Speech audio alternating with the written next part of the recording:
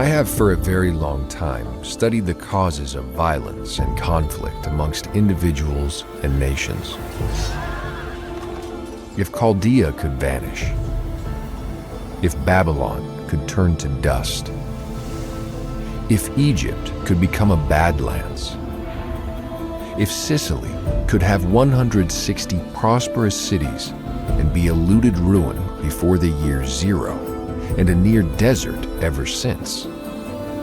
And all this in spite of all the work and wisdom and good wishes and intent of human beings, then it must follow, as the dark follows sunset, that something must be unknown to man concerning all his works and ways, and that this something must be so deadly and so pervasive as to destroy all his ambitions and his chances long before their time.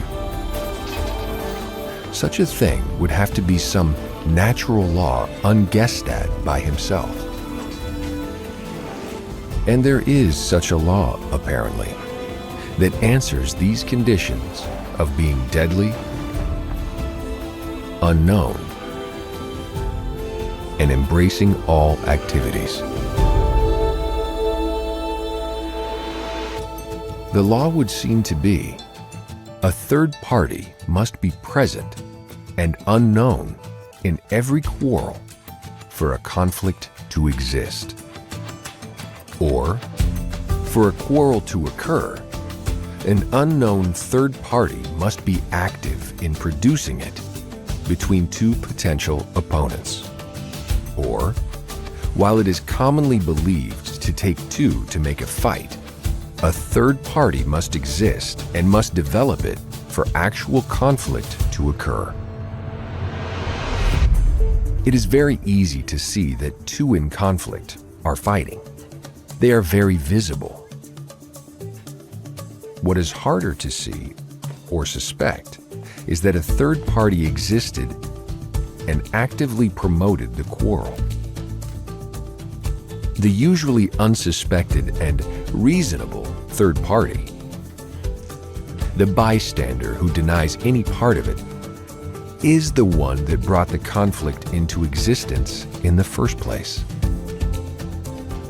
The hidden third party, seeming at times to be a supporter of only one side, is to be found as the instigator.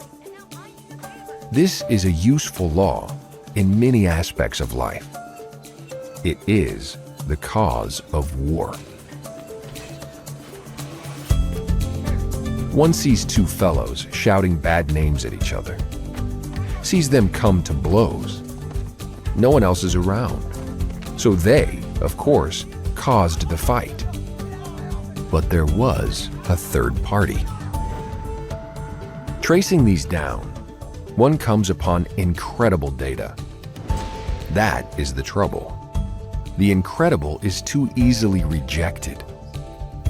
One way to hide things is to make them incredible.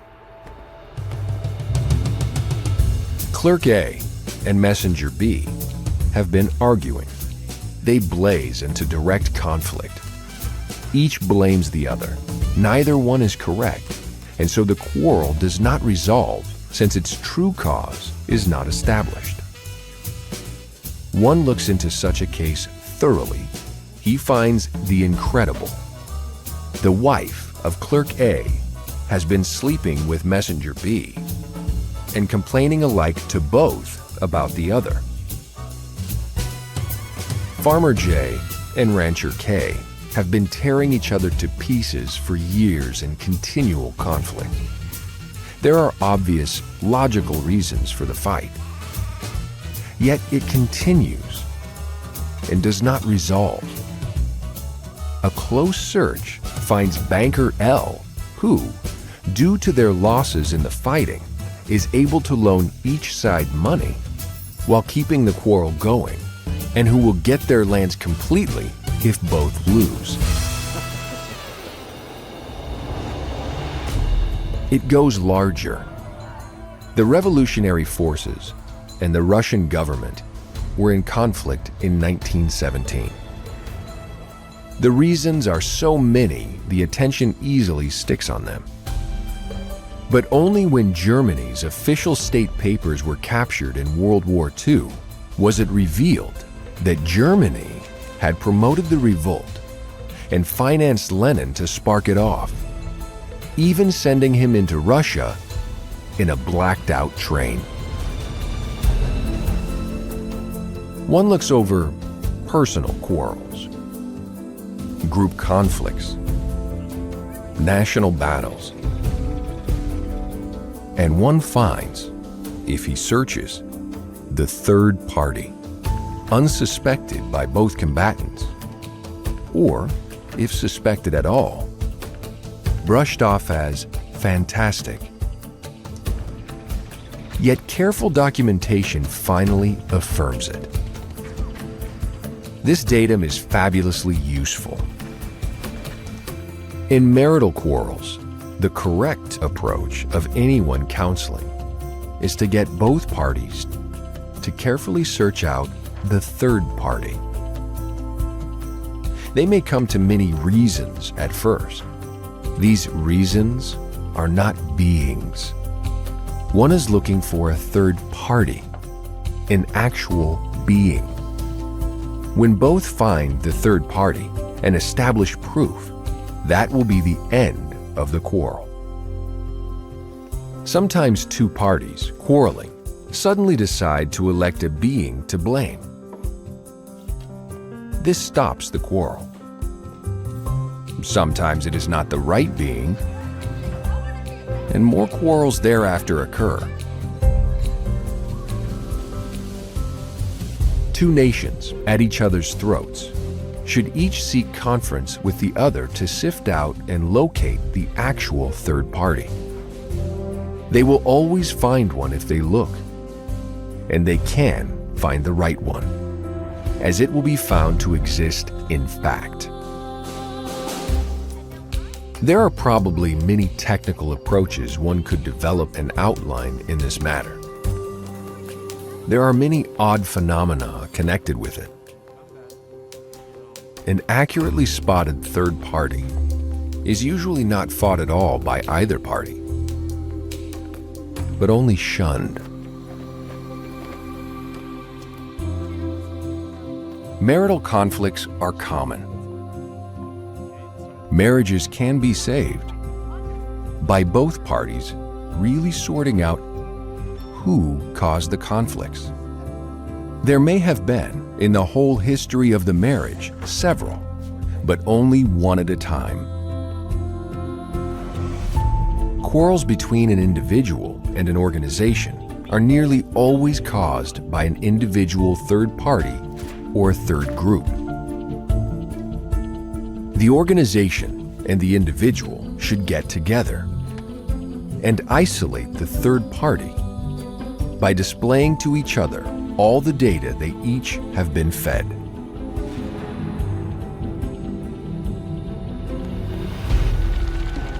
Rioters and governments alike could be brought back to agreement could one get representatives of both to give each other what they have been told by whom.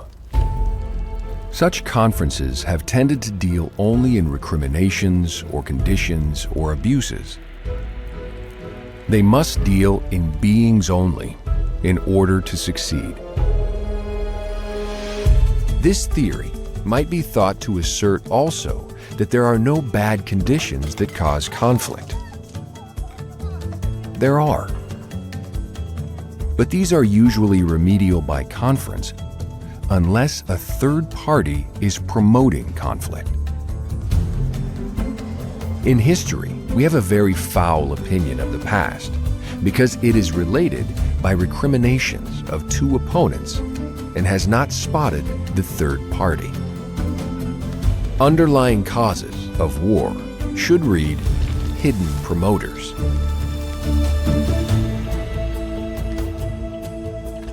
There are no conflicts which cannot be resolved unless the true promoters of them remain hidden.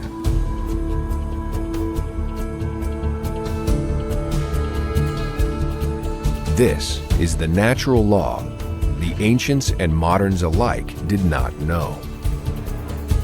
And not knowing it, being led off into reasons, whole civilizations have died.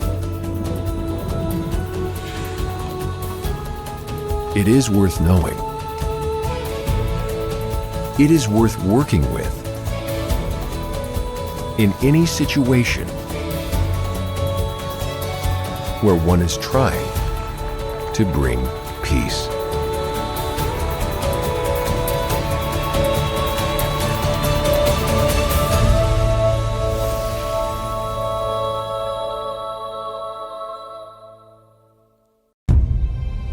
He was the nation's youngest Eagle Scout at the age of 13, and twice journeyed to Asia before the advent of commercial flight.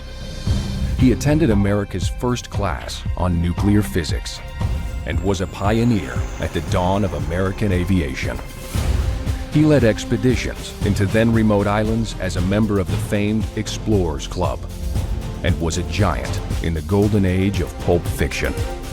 He was a master mariner, licensed to captain vessels on any ocean, and a United States naval officer who commanded corvettes during World War II.